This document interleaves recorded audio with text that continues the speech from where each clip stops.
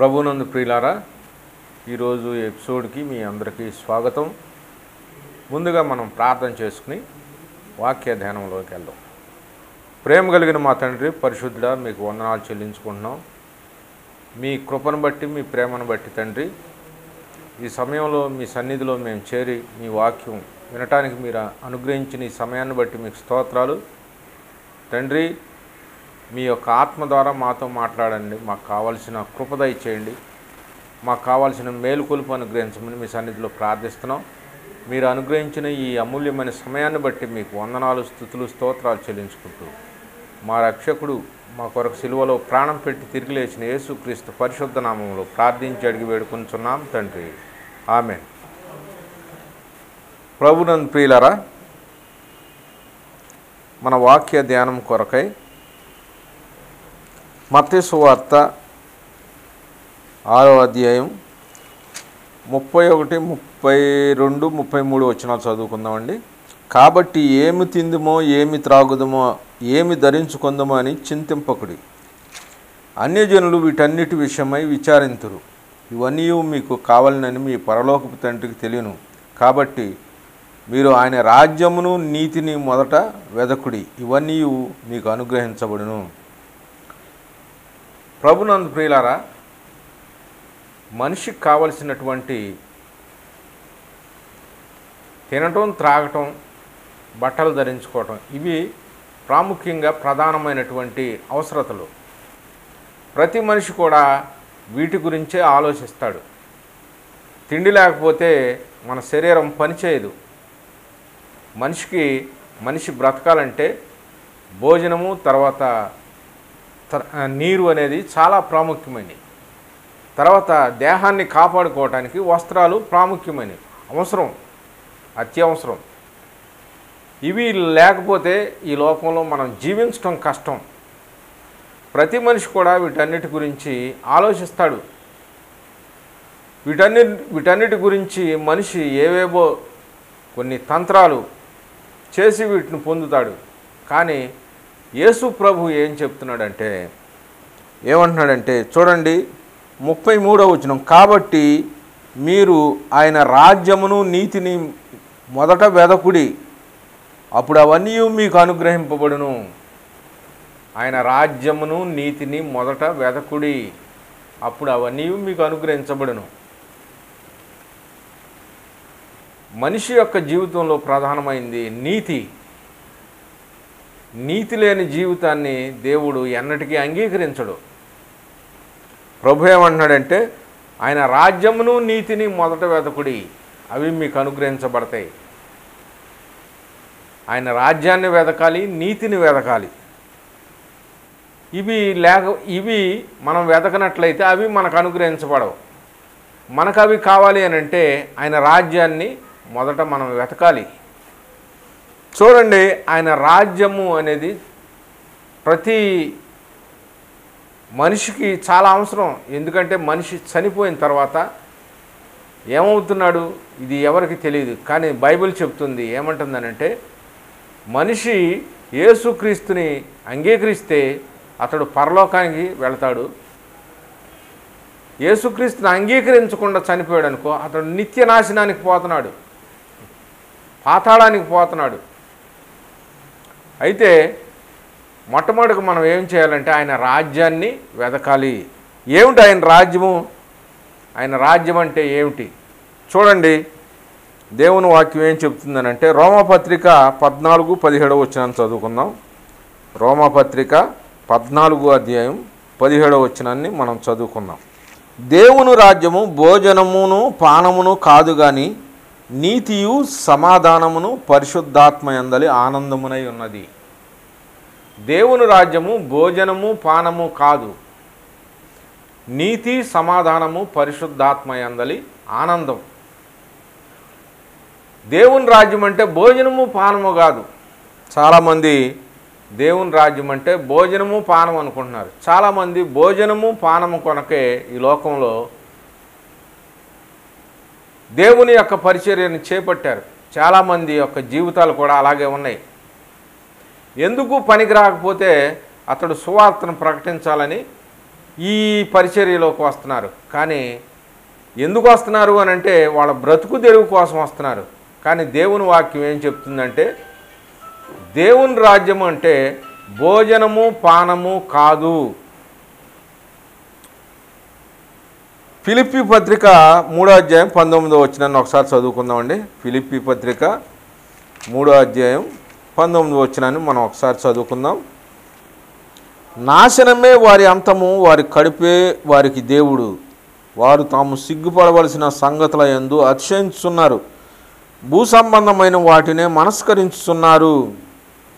చూడండి, ఇక్కడ కొంతమంది దేవుని రాజ్యాన్ని ఏమనుకుంటున్నారు, ఏమని పౌలు చెప్తున్నాడంటే వారి గురించి, ఈ పరిచర్యను చేపట్టిన వారి గురించి, విశ్వాసులైన వారి గురించి పౌలు చెప్తున్నాడు. ఏమంటున్నాడు అంటే వారి కడుపే వారికి దేవుడు, వారు తాము సిగ్గుపడవలసిన సంగతుల యందు అతిశయపడుచున్నారు, భూ సంబంధమైన వాటిని మనస్కరించుతున్నారు.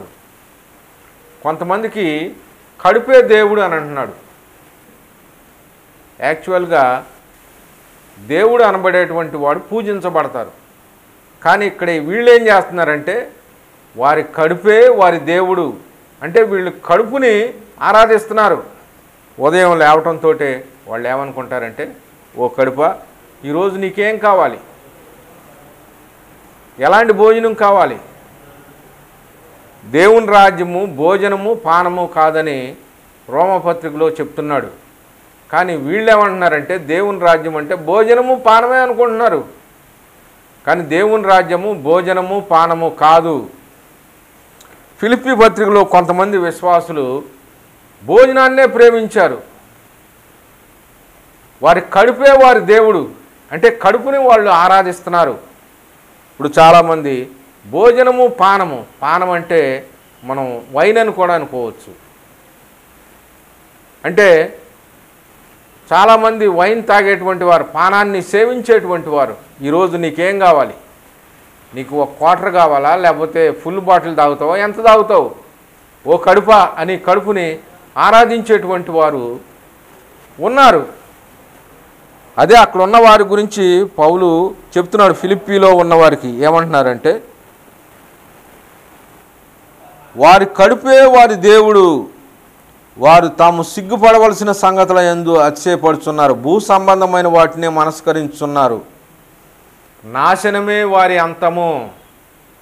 ఇలా కడుపుని ఆరాధించేటువంటి వారు, కడుపుని ప్రేమించేటువంటి వారు, భోజనాన్ని ప్రేమించేటువంటి వారిని గూర్చి ఏమంటున్నాడంటే నాశనమే వారి అంతము. చూడండి ఏమంటున్నాడంటే దేవుని రాజ్యం అంటే భోజనము పానము కాదు. ఏమంటున్నాడు, నీతి సమాధానము పరిశుద్ధాత్మ యందలి ఆనందం. 14 రోమాపత్రిక 17వ వచనం. నీతి సమాధానము పరిశుద్ధాత్మ యందలి ఆనందం. మన జీవితాల్లో నీతి ఉండాలని పౌలు చెప్తున్నాడు. దేవుని రాజ్యం అంటే నీతి, నీతిగా మాట్లాడటం, నీతిగా జీవించటం, నీతిగా మన కార్యక్రమాలని జరిగించటం. మనలో నీతి అనేది ఉండాలి. దేవుని వాక్యం నీతిని గురించి ఏం చెప్తుంది అని అంటే చూడండి, కొరింథీ పత్రిక 1వ అధ్యాయం, కొరింథీలకు పౌలు రాసిన 1 కొరింథీ పత్రిక 1వ అధ్యాయం 31వ వచనాన్ని మనం చదువుకుందామండి. అతిశయించువాడు ప్రభువునందే అతిశయింపవలనని వ్రాయబడి ఉన్నది, నెరవేరినట్లు దేవుని మూలముగా ఆయన మనకు జ్ఞానమును నీతియు పరిశుద్ధతయు విమోచనమును ఆయన మనకు జ్ఞానం, నీతి, విమోచన, పరిశుద్ధత. నీతి అని అంటే మనం నీతిగా జీవించటం కాదు, మనకు నీతి అయినటువంటి యేసుక్రీస్తును కలిగి మనం జీవించటం నీతి. ఇప్పుడు దేవుని రాజ్యం అంటే నీతి సమాధానము పరిశుద్ధాత్మ యందలి ఆనందం, భోజనము పానము కాదు, నీతి కావాలి. పరిచర్యలో నీతి ఉండాలి, మనం ప్రకటించే దాంట్లో నీతి ఉండాలి. ఈనాడు పరిచర్యలో లేకపోతే దేవుని యొక్క సంఘాల్లో నీతి అనేది లేకుండా పోయింది, నీతి కరువైపోయింది. ఎక్కడ చూసినా అక్రమం విస్తరించింది. చూడండి, ఎక్కడ చూసినా సరే అవినీతి అనేది పెరిగిపోయింది. నీతి లేనటువంటి బోధలు ఈ దినాల్లో ఎక్కువైపోయినాయి. ధనాన్ని ఆశించి ఈనాడు పరిచర్య అనేది జరుగుతుంది, వ్యాపారంగా మారిపోయింది. కానీ దేవుని వాక్యం చెప్పేది ఏమిటంటే, దేవుని వాక్యం అంటే నీతి సమాధానం. నీతి కావాలి, నీతిగా బ్రతకాలి. చూడండి, ఎక్కడ చూసినా ఇప్పుడు క్రైస్తవ పరిచర్య చేసేటువంటి నాయకుల్లో ఇన్కమ్ ట్యాక్స్ల రైడ్లు జరుగుతున్నాయి. అంటే బ్లాక్ మనీ స్టాక్ చేస్తున్నారు. చాలామంది నాకు తెలిసినటువంటి చాలామంది పాస్టర్స్ వారి ఇళ్లలో ఇన్కమ్ ట్యాక్స్ రైడింగ్స్ జరిగినాయి. తర్వాత లంచాలు తీసుకోవటం, అక్రమైన మార్గంలో డబ్బుని సంపాదించటం, నీతి లేనటువంటి పరిచర్య. దేవుని వాక్య పరిచర్య అనేది నీతి లేకుండా వ్యాపారం అయిపోయింది. ఈనాడు మీటింగులు పెట్టి ప్రసంగికులను పిలవాలంటే వ్యాపారం. ఎంత ఇస్తావు ఒక ప్రసంగానికి, ఒక రోజుకి ఎంత ఇస్తావు? ఈ విధమైనటువంటి పరిచర్య ఈనాడు మార్కెట్లో ఉంది. ప్రభునందు ప్రియులారా, దేవుని రాజ్యం అంటే నీతితో కూడినటువంటి పరిచర్య. తర్వాత సమాధానం.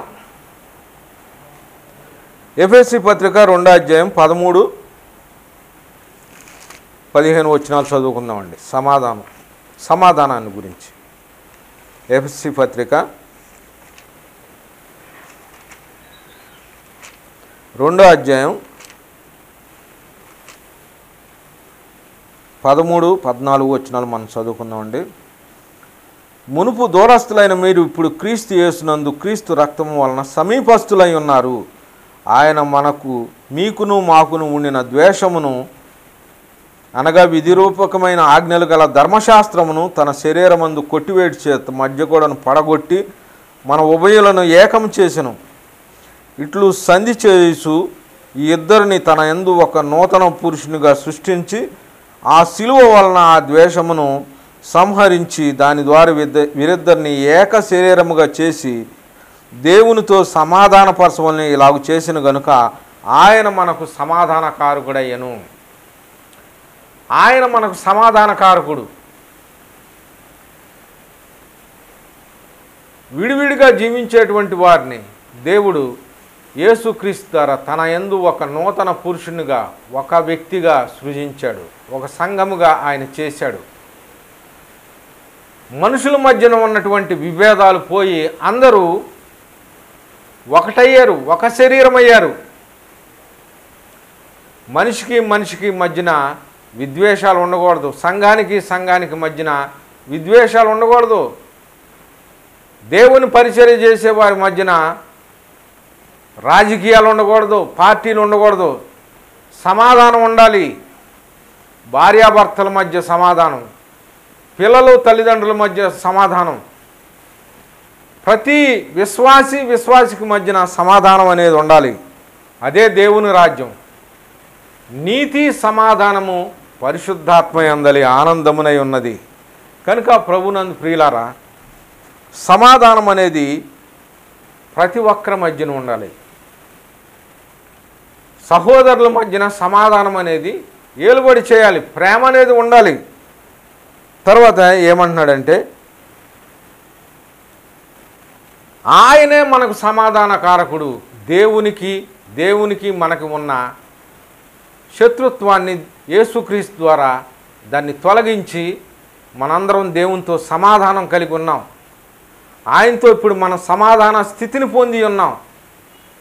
ఒకప్పుడు మనమంతా పాపాత్ములం, దేవునికి దూరస్తులం, శరీర సంబంధమైన ఆశలతో, శరీర సంబంధమైన పాప జీవితంతో మన ఇష్టానుసారంగా జీవిస్తున్నప్పుడు దేవుడు యేసుక్రీస్తు ద్వారా తనతో సమాధానపరుచుకున్నాడు. మనల్ని ఇప్పుడు కుమారులనుగా కుమార్తెలుగా చేసి ఇప్పుడు మనకు సమాధాన స్థితిని అనుగ్రహించాడు.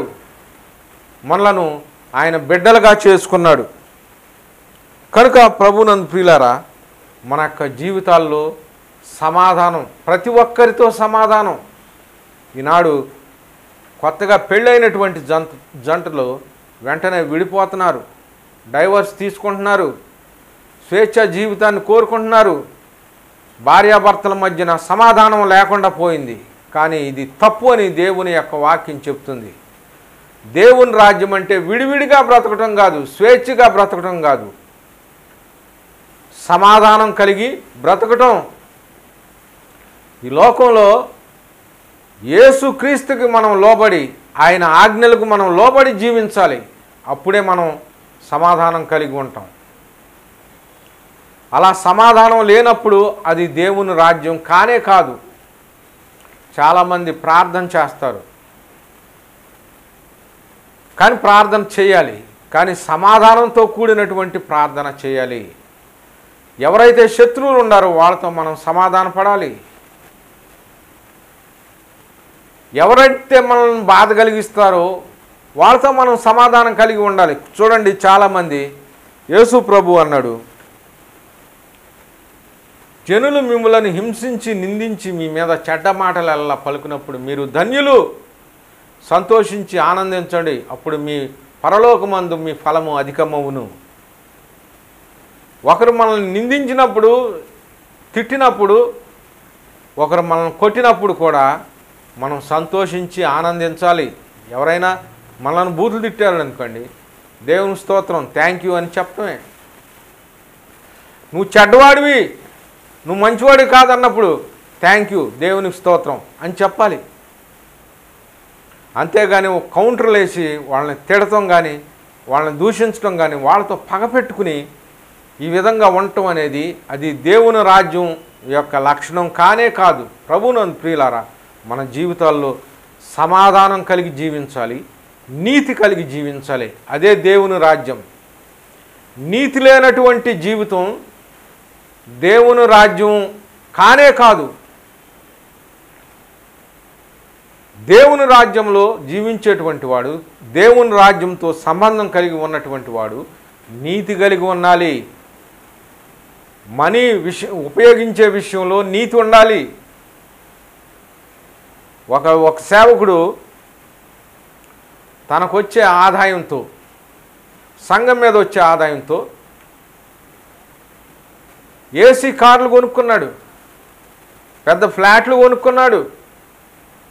ఒక ఆయన అయితే సొంత విమానమే కొనుక్కున్నాడంట. అమెరికాలో సొంత బిల్డింగులు కొనుక్కున్నాడు. ఇది నీతా? ఇది దేవుని రాజ్యమా? కానే కాదు. నీతి కాదు, ఇది అవినీతి, అక్రమము.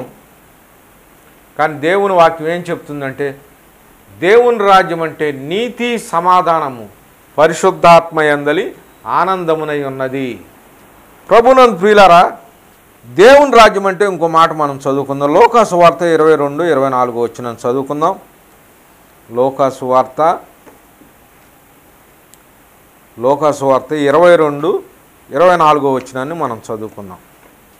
తమలో ఎవడు గొప్పవాడుగా ఎంచబడును అను వివాదము వారికి పుట్టగా ఆయన వారితో ఇట్లనెను, మీరైతే అలాగుండకూడదు. మీలో గొప్పవాడు చిన్నవాని వలెను, అధిపతి పరిచారకుని వలనే ఉండవలెను. చూడండి, ఇక్కడ ఎవరు గొప్పవారు అనే వివాదం పుట్టినప్పుడు ఈ లోకంలో గొప్పవారుగా ఉన్నారు, పనిచేసేవాడు తక్కువగా ఉన్నాడు. కానీ యేసు ప్రభు ఏం చెప్తున్నాడు అనంటే, గొప్పవాడు పరిచారం చేసేటువంటి వాడిగా ఉండాలి. ఎవడైనా దేవుని రాజ్యంలో గొప్పవాడిగా ఉండాలంటే వాడు పరిచర్య చేసేటువంటి వాడిగా ఉండాలి. ఈ లోకంలో గొప్పవాడు ఎవడు అనంటే, డబ్బున్నటువంటి వాడు గొప్పవాడు, ఇంటికాడ పనిచేసేటువంటి వాడు తక్కువవాడు. మన జీవితాల్లో అలా ఉండకూడదు. దేవుని రాజ్యంలో ఎవడైనా గొప్పవాడిగా ఉండాలంటే వాడు పరిచారకుడిగా ఉండాలి, తన్ను తాను తగ్గించుకోవాలి. ఇక్కడ దేవుని వాక్యం అదే చెప్తుంది, తన్ను తాను తగ్గించుకుని వాడు హెచ్చించబడును, హెచ్చించుకునేటువంటి వాడు తగ్గించబడును. చూడండి, ఏ బోధకుడినన్నా నువ్వు తక్కువ వాడు అని అంటే సహించలేరు, ఆవేశం పెరిగిపోతూ ఉంటుంది. అలా అన్నటువంటి వారి మీద పగ పెట్టుకుంటారు. కానీ దేవుని వాక్యం చెప్పేది ఏంటంటే పరిచారకుడిగా ఉండాలి. మనం మార్కు సువార్త 10:45 వచనాన్ని ఒకసారి చదువుకుందామండి. మార్కు సువార్త 10:45, 10వ అధ్యాయం 45వ వచనాన్ని మనం చదువుకుందాం.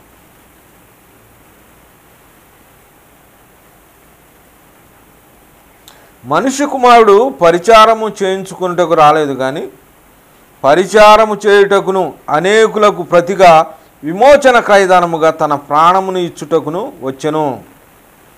మనుష్య కుమారుడు పరిచారము చేయించుకున్నటకు రాలేదు. యేసుక్రీస్తు ఈ లోకంలో ఆయన ఏదో సింహాసనం మీద కూర్చుని పెత్తనం చేయడానికి రాలేదు. ఎందుకు వచ్చాడంటే పరిచారము చేయుటకును అనేకులకు ప్రతిగా తన ప్రాణం ఇచ్చడానికి ఆయన ఈ లోకానికి వచ్చాడు. ఆయన పరిచర్య చేయడానికి వచ్చాడు. చూడండి, శిష్యుల పాదాలు ఆయన కడిగాడు. వారి పాదములను పట్టుకొని శుభ్రం చేశాడు నీటితో. పాదాలు ఎవరు కడుగుతారండి? ఎవరు కడగరు. పాదాలు కడగమంటే ప్రెస్టేజ్ ఫీలింగ్ వస్తుంది, ఈగో ఫీలింగ్ అంటారు చూడండి. నేను పాదాలు కడగటం ఏంటి, వాళ్ళ పాదాలు పట్టుకుని నేను కడగటం ఏంటి అని అంటారు. కానీ యేసు ప్రభు ఎంత తగ్గించుకున్నాడు అంటే ఆయన తన్ను తాను తగ్గించుకున్నాడు. ఫిలిప్పీ పత్రికలో ఇంకో మాట ఉంది. ఫిలిప్పీ పత్రిక 2వ అధ్యాయం, ఫిలిప్పీ పత్రిక, యేసుక్రీస్తు ఆయన ఏ విధంగా తన్ను తగ్గించుకున్నాడో మనం ఈ 2వ అధ్యాయం 6వ వచనాన్ని చదువుకుందాం. ఆయన దేవుని స్వరూపమును కలిగిన వాడై ఉండి దేవునితో సమానముగా ఉండుట విడిచిపెట్టకూడని భాగ్యమని ఎంచుకొనలేదు, కానీ మనుషుల పోలికగా పుట్టి దాసుని స్వరూపమును ధరించుకొని తన్ను తానే రిక్తునిగా చేసుకొనెను. ఎంత తగ్గించుకున్నాడు అనంటే ఆయన తన్ను తాను తగ్గించుకున్నాడు. దాసుని స్వరూపమును ధరించుకొని తన్ను తానే రిక్తునిగా చేసుకున్నాడు. ఆయనకి యేసు ప్రభుకి ఏం ఆస్తులు ఉన్నాయి? ఏం ఆస్తులు లేవు. ఈనాడు కోట్ల రూపాయలు సంపాదించినటువంటి సేవకులు అనబడేటువంటి వారు ఉన్నారు. కానీ అది దేవుని రాజ్యం యొక్క విధానం కానే కాదు. చూడండి, ఇక్కడ ఏమంటున్నాడు అంటే తన్ను తాను రిక్తునిగా చేసుకొనిను. ఆయన చనిపోయే నాటికి ఆయన దగ్గర చిల్లి గవ్వ లేదు. ఆయన వస్త్రాలు కూడా పంచుకున్నారు. దాసుని స్వరూపమును ధరించుకున్నాడు. అసలు ఆయన ఎలాంటి వాడు? 6వ వచనం, ఆయన దేవుని స్వరూపం కలిగిన వాడై ఉండి, ఆయన దేవుని స్వరూపం అయింది. దేవుని మహిమ కలిగినటువంటి వాడు, సర్వశక్తిమంతుడు. ఏ స్థితికి వచ్చాడు? ఆయన దాసుని స్వరూపమును ధరించుకున్నాడు, పరిచర్య చేశాడు, పరిచారకునిగా తగ్గించుకున్నాడు. ప్రభునందు ప్రియులారా, దేవుని రాజ్యం అంటే తన్ను తాను తగ్గించుకునుట, హెచ్చించుకునుట కాదు.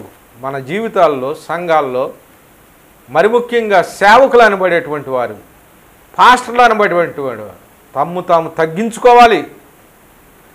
తమ్ము తాము తగ్గించుకొని ధనాపేక్షతో కాకుండా మనం ఈ లోకంలో దేవుని రాజ్యాన్ని వెతికేటువంటి వారంగా. దేవుని రాజ్యం అంటే భోజనము పానము కాదు, నీతి సమాధానం వాటిని కలిగి జీవించినట్లు దేవుడు మనల్ని నడిపించునుగాక. అలాంటి కృప దేవుడు మనకు దయచేయనుగాక. చిన్న ప్రార్థన చేసుకుందాం. ప్రేమ కలిగిన మా తండ్రి, మీరు అనుగ్రహించిన ఈ మాటలను బట్టి మీకు స్తోత్రాలు. తండ్రి, ఈ ప్రోగ్రామ్ని స్పాన్సర్ చేసినటువంటి సోడవర్ బాబీని మీరు దీవించి ఆశీర్వదించండి. దేవుని రాజ్యం అనేటువంటి మాట మీద మా ప్రభువా ధ్యానించడానికి మీరు ఇచ్చిన ఈ కృపను బట్టి మీకు స్తోత్రాలు. ఈ ఛానల్ మీరు దీవించండి, ఆశీర్వదించండి. ఈ సమయాన్ని బట్టి మీకు వందనాలు చెల్లించుకుంటూ ప్రభువును రక్షకుడైన యేసుక్రీస్తు నామములో ప్రార్థించి స్తుతించి అడిగి వేడుకుంటున్నాం తండ్రి.